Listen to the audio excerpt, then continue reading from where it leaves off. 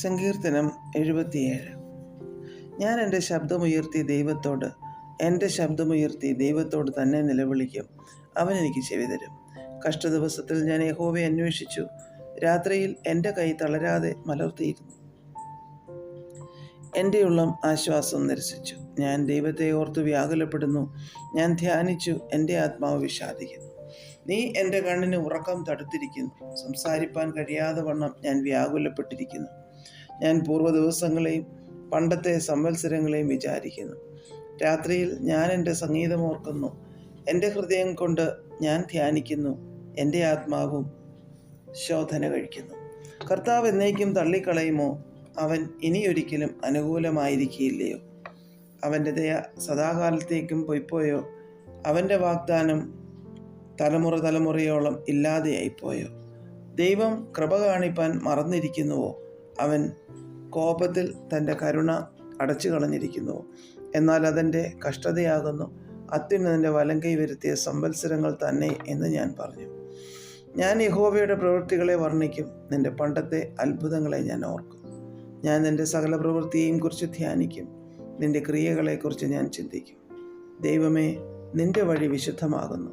നമ്മുടെ ദൈവത്തെ പോലെ വലിയ ദൈവം ആരുള്ളൂ? നീ അത്ഭുതം പ്രവർത്തിക്കുന്ന ദൈവമാകുന്നു. നിൻ്റെ ബലത്തെ നീ ജാതികളുടെ ഇടയിൽ വെളിപ്പെടുത്തിയിരിക്കുന്നു. തൃക്കൈ കൊണ്ട് നീ നിൻ്റെ ജനത്തെ വീണ്ടെടുത്തിരിക്കുന്നു, യാക്കോബിൻ്റെയും യോസേഫിൻ്റെയും മക്കളെ തന്നെ. ദൈവമേ, വെള്ളങ്ങൾ നിന്നെ കണ്ട് ഭ്രമിച്ചു. ആഴികളും വിറച്ചുപോയി. മേഘങ്ങൾ വെള്ളം ചുരിഞ്ഞു. ആകാശം നാദം മുഴക്കി. നിൻ്റെ അസ്ത്രങ്ങൾ പരക്കെ പറന്നു.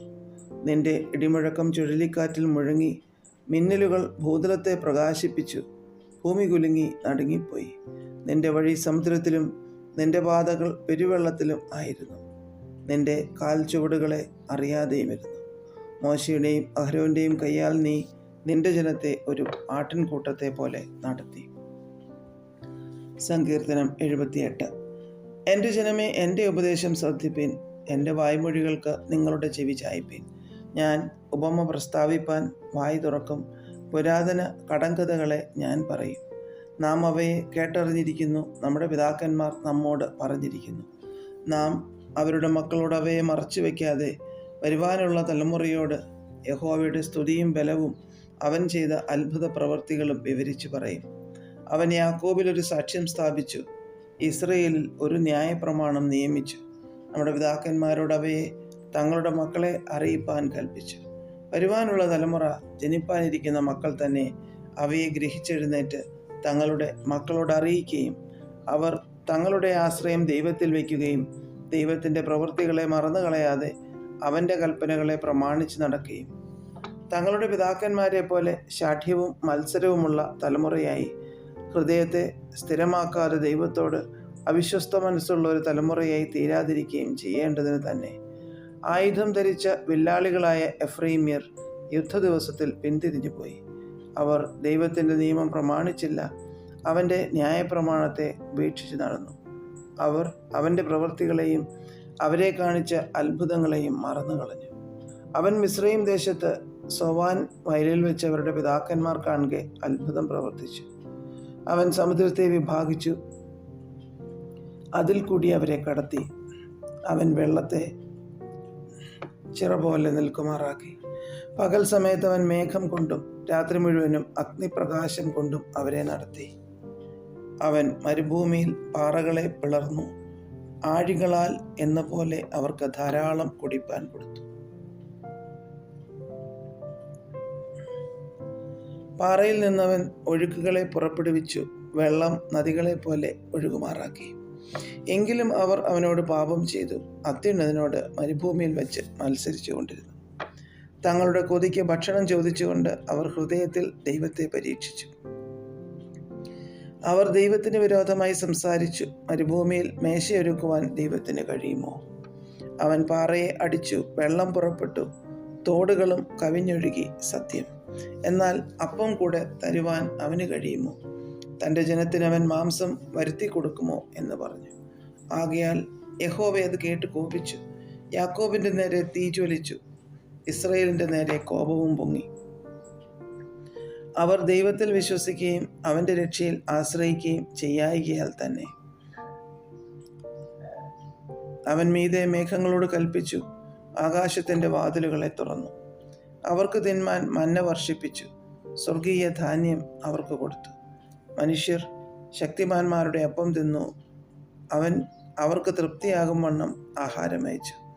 അവൻ ആകാശത്തിൽ കിഴക്കൻ കാറ്റടുപ്പിച്ചു, തൻ്റെ ശക്തിയാൽ കിഴക്കൻ കാറ്റ് വരുത്തി. അവൻ അവർക്ക് പൊടി പോലെ മാംസത്തെയും കടൽപ്പുറത്തെ മണൽ പോലെ പക്ഷികളെയും വർഷിപ്പിച്ചു. അവരുടെ പാളയത്തിൻ്റെ നടുവിലും പാർപ്പിടങ്ങളുടെ ചുറ്റിലും അവയെ പൊഴിച്ചു. അങ്ങനെ അവർ തിന്ന് തൃപ്തരായി തീർന്നു. അവർ ആഗ്രഹിച്ചത് അവൻ അവർക്ക് കൊടുത്തു. അവരുടെ കൊതിക്ക് മതിവന്നില്ല. ഭക്ഷണം അവരുടെ വായിലിരിക്കുമ്പോൾ തന്നെ ദൈവത്തിൻ്റെ കോപം അവരുടെ മേൽ വന്നു. അവരുടെ അതിപുഷ്ടന്മാരിൽ ചിലരെ കൊന്നു, ഇസ്രയേലിലെ യൗവനക്കാരെ സംഹരിച്ചു. ഇതെല്ലാമായിട്ടും അവർ പിന്നെയും പാപം ചെയ്തു, അവൻ്റെ അത്ഭുത പ്രവൃത്തികളെ വിശ്വസിച്ചതുമില്ല. അതുകൊണ്ട് അവൻ അവരുടെ നാളുകളെ ശ്വാസം പോലെയും അവരുടെ സംവത്സരങ്ങളെ അതിവേഗത്തിലും കഴിയുമാറാക്കി. അവൻ അവരെ കൊല്ലുമ്പോൾ അവർ അവനെ അന്വേഷിക്കും. അവർ തിരിഞ്ഞ് ജാഗ്രതയോടെ ദൈവത്തെ തിരിയും. ദൈവം തങ്ങളുടെ പാറയെന്നും അത്യുന്നതനായ ദൈവം തങ്ങളുടെ വീണ്ടെടുപ്പുകാരൻ എന്നും അവർ ഓർക്കും. എങ്കിലും അവർ വായ്കൊണ്ട് അവനോട് കപടം സംസാരിക്കും, നാവുകൊണ്ട് അവനോട് ഭോഷ്ക് പറയും. അവരുടെ ഹൃദയം അവങ്കൽ സ്ഥിരമായിരുന്നില്ല, അവൻ്റെ നിയമത്തോട് അവർ വിശ്വസ്തത കാണിച്ചതുമില്ല. എങ്കിലും അവൻ കരുണയുള്ളവനാകൊണ്ട് അവരെ നശിപ്പിക്കാതെ അവരുടെ അകൃത്യം ക്ഷമിച്ചു.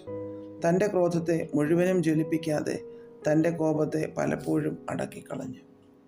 അവർ ജഡമത്രയെന്നും മടങ്ങി വരാതെ കടന്നു പോകുന്ന കാറ്റെന്നും അവൻ ഓർത്തു. മരുഭൂമിയിൽ അവർ എത്ര പ്രാവശ്യം അവനോട് മത്സരിച്ചു, ശൂന്യ പ്രദേശത്ത് എത്ര പ്രാവശ്യം അവനെ ദുഃഖിപ്പിച്ചു. അവർ പിന്നെയും പിന്നെയും ദൈവത്തെ പരീക്ഷിച്ചു, ഇസ്രയേലിൻ്റെ പരിശുദ്ധനെ മോഷിപ്പിച്ചു. മിസ്രയീമിൽ അടയാളങ്ങളെയും സോവാൻ വയലിൽ അത്ഭുതങ്ങളെയും ചെയ്ത അവൻ്റെ കൈയും അവൻ ശത്രുവിൻ വശത്തു നിന്ന് അവരെ വിടുവിച്ച ദിവസവും അവർ ഓർത്തില്ല. അവൻ അവരുടെ നദികളെയും തോടുകളെയും അവർക്ക് കുടിപ്പാൻ വഹിയാതെ വണ്ണം രക്തമാക്കി തീർത്തു. അവൻ അവരുടെ ഇടയിൽ ഈച്ച അയച്ചു, അവ അവരെ അരിച്ചു കളഞ്ഞു. തവളയെയും അയച്ചു, അവ അവർക്ക് നാശം ചെയ്തു. അവരുടെ വിള അവൻ തുള്ളനും അവരുടെ പ്രയത്നം വെട്ടുക്കിളിക്കും കൊടുത്തു. അവൻ അവരുടെ മുന്തിരിവള്ളികളെ കൽമഴ കൊണ്ടും അവരുടെ കാട്ടത്തി വൃക്ഷങ്ങളെ ആലിപ്പഴം കൊണ്ടും നശിപ്പിച്ചു. അവൻ അവരുടെ കന്നുകാലികളെ കൽമഴയ്ക്കും അവരുടെ ആട്ടിൻകൂട്ടങ്ങളെ ഇടുത്തീക്കും ഏൽപ്പിച്ചു. അവൻ അവരുടെ ഇടയിൽ തൻ്റെ കോപാഗ്നിയും ക്രോധവും രോഷവും കഷ്ടവും അയച്ചു, അനർത്ഥ ദൂതന്മാരുടെ ഒരു ഗണത്തെ തന്നെ. അവൻ തൻ്റെ കോപത്തിനൊരു പാതയൊരുക്കി, അവരുടെ പ്രാണനെ മരണത്തിൽ നിന്ന് വിടുവിക്കാതെ അവരുടെ ജീവനെ മഹാമാരിക്ക് ഏൽപ്പിച്ചു കളഞ്ഞു. അവൻ മിസ്രയീമിലെ എല്ലാ കടിഞ്ഞൂലിനെയും ഹാം കൂടാരങ്ങളിലുള്ളവരുടെ വീര്യത്തിൻ്റെ പ്രഥമ ഫലത്തെയും സംഹരിച്ചു. എന്നാൽ തൻ്റെ ജനത്തെ അവൻ ആടുകളെ പോലെ പുറപ്പെടുവിച്ചു, മരുഭൂമിയിൽ ആട്ടിൻകൂട്ടത്തെ പോലെ അവരെ നടത്തി. അവൻ അവരെ നിർഭയമായി നടത്തുകയാൽ അവർക്ക് പേടിയുണ്ടായില്ല. അവരുടെ ശത്രുക്കളെ സമുദ്രം മൂടിക്കളഞ്ഞു. അവൻ അവരെ തൻ്റെ വിശുദ്ധ ദേശത്തിലേക്കും തൻ്റെ വലങ്കൈ സമ്പാദിച്ച ഈ പർവ്വതത്തിലേക്കും കൊണ്ടുവന്നു. അവരുടെ മുമ്പിൽ നിന്ന് അവൻ ജാതികളെ നീക്കിക്കളഞ്ഞു. ചരട് കൊണ്ടളന്നു അവർക്ക് അവകാശം പകുത്തു കൊടുത്തു. ഇസ്രയേലിൻ്റെ ഗോത്രങ്ങളെ അവരവരുടെ കൂടാരങ്ങളിൽ പാർപ്പിച്ചു. എങ്കിലും അവർ അത്യുന്നതനായ ദൈവത്തെ പരീക്ഷിച്ചു മത്സരിച്ചു, അവൻ്റെ സാക്ഷ്യങ്ങളെ പ്രമാണിച്ചതുമില്ല. അവർ തങ്ങളുടെ പിതാക്കന്മാരെ പോലെ പിന്തിരിഞ്ഞു ദ്രോഹം ചെയ്തു. വഞ്ചനയുള്ള വില്ല് പോലെ അവർ മാറിക്കളഞ്ഞു. അവർ തങ്ങളുടെ പൂജാഗിരികളെ കൊണ്ട് അവനെ കോപിപ്പിച്ചു, വിഗ്രഹങ്ങളെ കൊണ്ട് അവന് തീഷ്ണത ജനിപ്പിച്ചു.